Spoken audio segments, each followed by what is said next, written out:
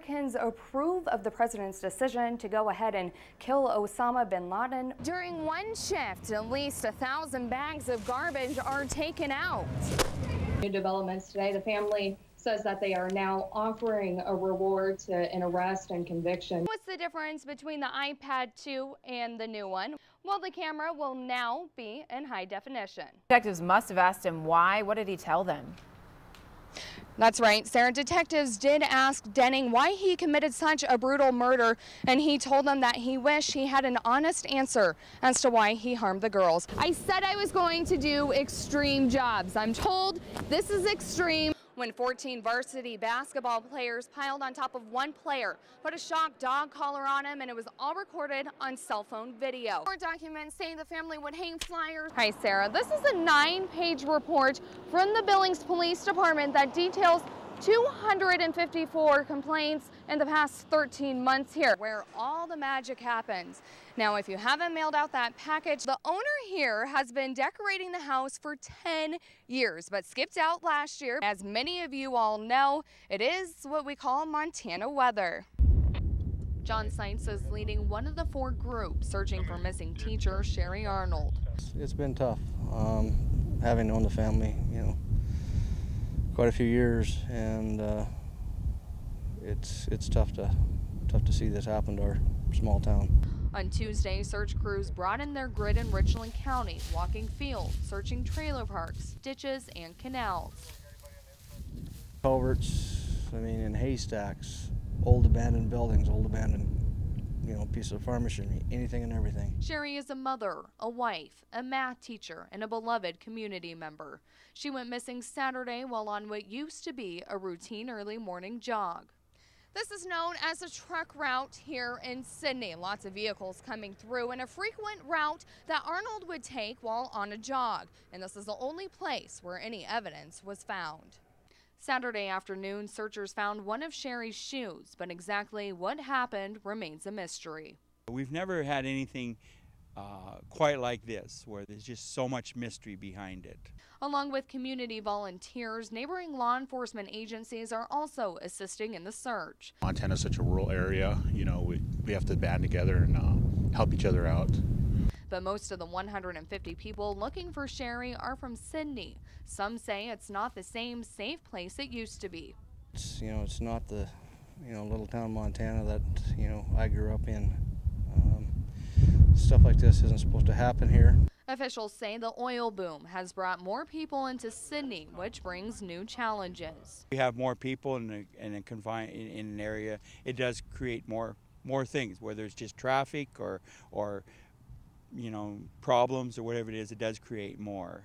Throughout town, that growth is evident, with hotels going up and trucks constantly making their way to and from the oil field.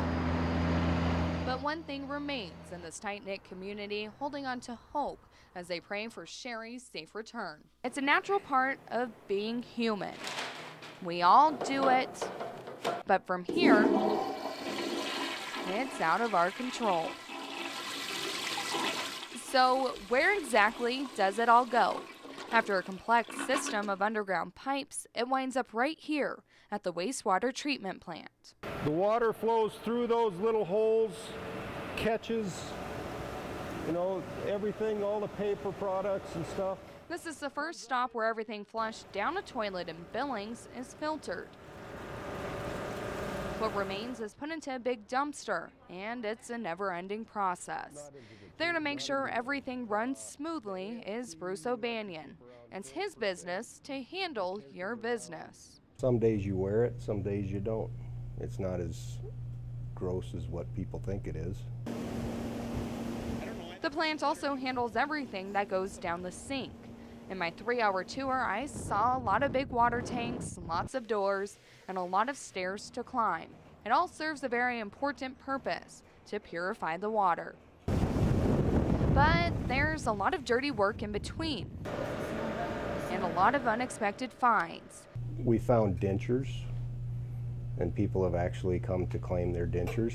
And expected pitfalls. When you get a shower of sludge, you're black from head to toe. You stink. Bruce has worked here for almost 24 years. If anyone knows the dirtiest part of this dirty job, it's him. So I suited up to experience it myself. The Scum Pit, a name that speaks for itself, but an area that must be cleaned on a regular basis. I said I was going to do extreme jobs. I'm told this is extreme, so we're going into the Scum Pit. We're making our way down.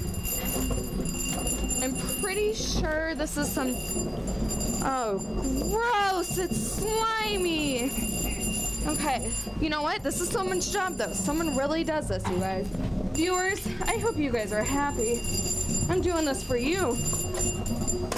A helmet camera provides a different view down here. Look at all that we just wiped down.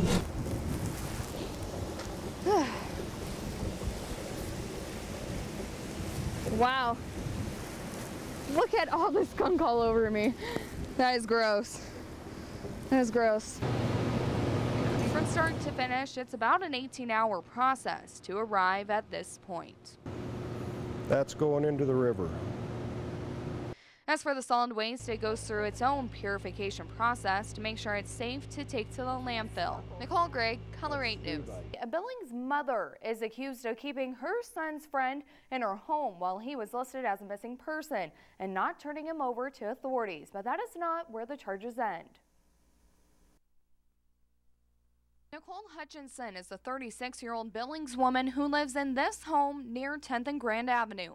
That's where police arrested her Wednesday and charged her for harboring a Billings teen while his family and law enforcement searched for him. Yellowstone County Senior Deputy Attorney Anne Marie McKittrick is the lead prosecutor on the case. The ultimate goal that we have in law enforcement and in prosecution is to protect our children, to protect the community. Thomas Peace, then 13 years old, went missing October 16, 2011. 3 weeks later, police found him in a back room at Hutchinson's home. She is charged with custodial interference for keeping the boy and criminal distribution of dangerous drugs, both felonies. She also faces 2 lesser charges. Unbelievably stressful. In an interview following Peace's return, his father said he knew of Hutchinson. Thomas's mother said she went to the woman's home several times asking if he was there. Someone who harbors a kid that everybody in the country are looking for, I mean, you got a lot of people worried.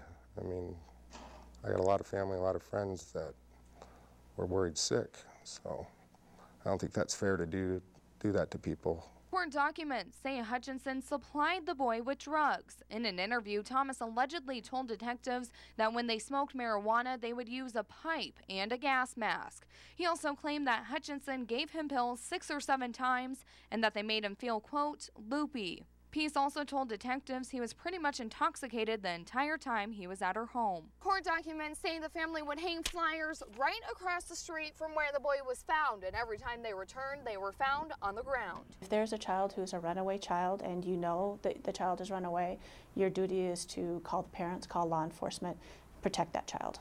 Thomas's family acknowledges his history of running away and their fear he may be harmed.